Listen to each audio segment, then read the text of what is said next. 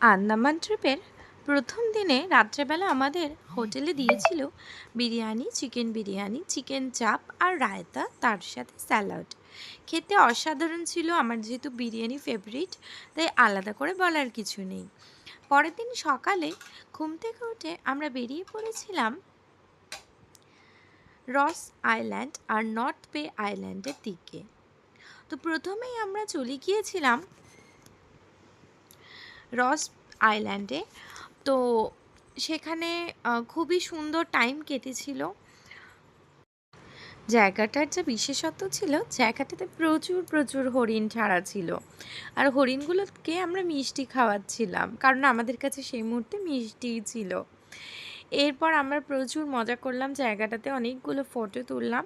আরেকটা জিনিস, এখানে অনেক বাড়ি ছিল, কিন্তু সেই বাড়িগুলোকে গাছের শেকড় এইভাবে যে খেয়ে নিতে পারে, মানে খেয়ে নেব বলবো না, মানে ধ্বংসাবশেষে পরিণত করতে পারে, সেটা এখানে না আসলে সত্যিই বিশ্বাস হয় না। আর জায়গাটা ভুতুড়ে বলেও কিন্তু শোনা যায়। তো রাত্রেবেলার দিকে এখানে কেউ থাকতে পারে না। তো যাই হোক, আমরা প্রথমে এটা দেখে নেওয়ার পরে চলে গিয়েছিলাম আমাদের দ্বিতীয় জায়গাটাতে গিয়ে আমরা অনেক স্পোর্টস অ্যাক্টিভিটিস করেছিলাম। তো তার মধ্যে হচ্ছে এই যে বোটের সফর, মানে একটা জায়গা থেকে আরেকটা যাওয়ার জন্য এই বোটে করে করে যে যাওয়া, এটাও কিন্তু অপূর্ব ছিল। কারণ চারপাশের যে প্রকৃতি, সেটা অসম্ভব সুন্দর ছিল। সমুদ্রের নীল জল আর পাহাড়, ছোট ছোট পাহাড়, দ্বীপ, মানে এক কথায় অনবদ্য, মন ভরে যাচ্ছিল। এইবার দেখতেই পাচ্ছ সেই সুনীল জলরাশি, যার কথা এতক্ষণ ধরে বললাম, সেটা তোমরা দেখতে পেলে। এইবার আমরা যেটা করেছিলাম এখানকার স্পোর্টস অ্যাক্টিভিটিসের মধ্যে, সেগুলো হচ্ছে এই গ্লাস বোট অ্যাক্টিভিটি। তো এটা নিয়েছিল মোটামুটি 1200 টাকা করে।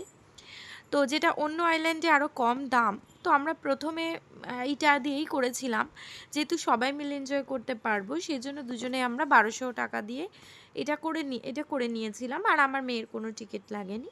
তো এই গ্লাস বোট দেখছো, বোটের তলদেশটা গ্লাসের, আর গ্লাস দিয়ে সমুদ্রের গভীরে থাকা প্রবালগুলি দেখতে পাওয়া যাচ্ছে। সবাই জানে যে আন্দামান তার প্রবালের জন্য কতটা পরিমাণে বিখ্যাত। তো এখানেই দেখতে পাওয়া যায় সেই কোরাল রিফ। তো ওই কোরাল রিফের জন্যেই কিন্তু সমুদ্রের জলের কালারটা এই রকম। আর চারপাশে প্রচুর প্রচুর নারকেল গাছ। আমরা এখানে বেশ কিছু ডাবও খেয়েছিলাম, দুটো দুটো করে তো ডাব খেয়েই নিয়েছিলাম।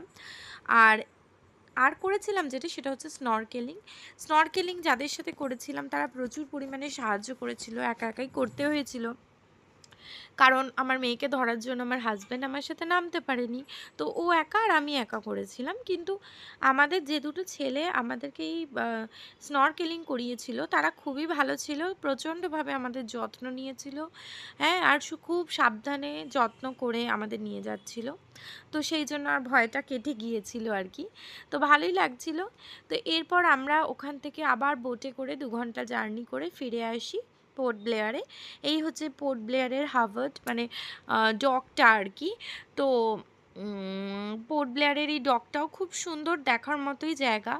আমরা যখন ফিরে এসেছিলাম তখন প্রায় সূর্য ডুববে ডুববে এরকম করছে, মানে পড়ন্ত বিকেলের একটা আলো যেন এই বন্দরটাকে ঘিরে রেখেছে, দেখেই বুঝতে পারা যাচ্ছে। তো আমরাও তখন ক্লান্ত বিধ্বস্ত, সারা দিনে স্পোর্টস অ্যাক্টিভিটি, জার্নি, বাচ্চা সামলানো সব কিছু করে। তাই আমরা যখন ফিরে আসছিলাম তখন আমার মেয়ে তো ঘুমিয়েই পড়েছিল। আর আমাদের অবস্থা ছিল অনেকটা এইরকম, আমরা ক্লান্ত বিধ্বস্ত হয়ে গিয়েছিলাম। শুধু অপেক্ষা করছিলাম যে হোটেলে গিয়ে আমরা রাত্রের ডিনারটা করে এবার আমরা ঘুমোবো, পরের দিনের জার্নি শুরু করবার জন্য। কারণ পরের দিনে আমরা গেছিলাম হ্যাভলক আইল্যান্ড, সেটা গেছিলাম নটিকা করে, আসছে পরে।